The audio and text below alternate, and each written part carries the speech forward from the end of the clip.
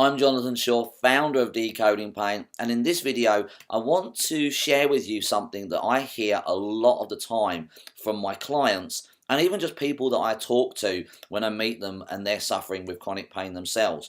One of the biggest things that people get told is that they have to give up their work or even their hobby or their sport because of their pain.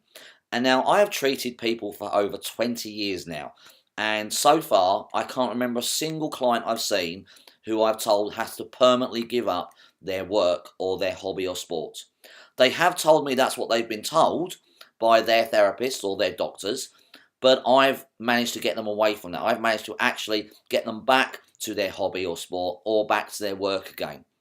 I'm going to give you an example from a recent case history that a lady I worked with very, very recently. But the reason I want to share this with you is that so many people actually give up their work and they give up their hobby and sport when it's not necessary. It's just because you've been told something and the pain hasn't been solved, so you now go and believe them. Now, obviously, while you're still in pain and while you're still suffering, there are certain things you can and you can't do. And unless I see you or know what the problem is, I can't tell you exactly what those things are. But once you get rid of the pain, by all means, you can certainly go back to doing the things that you love to do again. And this is what I want to address with you today, using the example of a lady I saw about 3 months ago now. And now I know this lady very, very well, and she's actually an acquaintance of mine. And basically, she called me up in floods of tears, absolute floods of tears, in agony with her back. Now, she knows that I work with chronic pain, and for some reason she decided to go and see an osteopath about her back that her sister recommended. Now, there's absolutely nothing wrong with that, and that's totally fine, and she'd been seeing this osteopath for about 3 weeks, but she called me up this particular night in absolute agony. And I was actually at my mate's at the time, and we were supposed to go out for the evening. But I dropped that and I rushed back to my clinic, and I asked her to meet me there because she was just crying over the phone to me in absolute agony. So when I saw her, now this was the first time I'd ever seen her for a physical problem. I had treated her in the past for an emotional problem, but not for a physical problem. So when I looked at her, when I asked her a few questions and I examined her, she basically told me that the osteopath had told her that her back was buggered and that she should give up her job. Now, her job is a cleaner. That's what she does, and that's what she loves. She actually loves cleaning because she's very, very good at it. So she has a lot of cleaning jobs. But her osteopath told her the back is buggered and you have to give up your job. Or she recommended that she give up the job.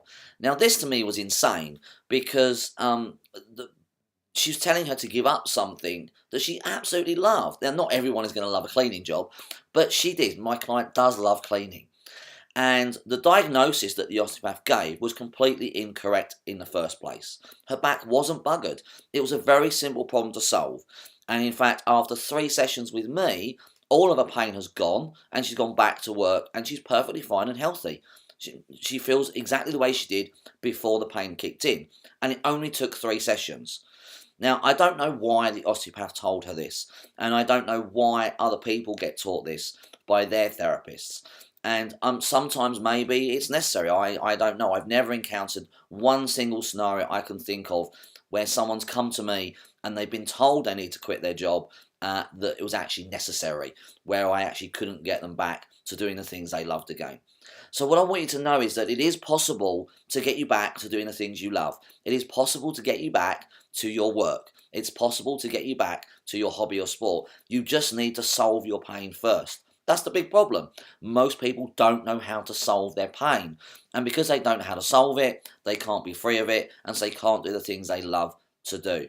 But I want you to know it is possible, just like this lady, and in a very, very short space of time as well. It literally only took 3 weeks, and even within the first session, she felt much, much better.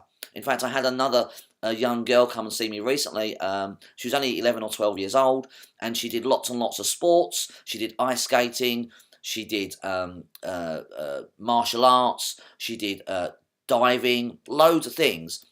And she'd injured her ankle so badly that she could barely walk on it, and she couldn't do any of the sports anymore. And it had been about 4 or 5 weeks since she'd injured it. They'd been to the doctor just told her to rest and suggested a physio appointment. Nothing had come through yet, so she got recommended to me. And within the first session of seeing me, she was able to walk on her foot again, and pretty much all the pain had gone. It had gone from 100% of pain to only 10% of pain.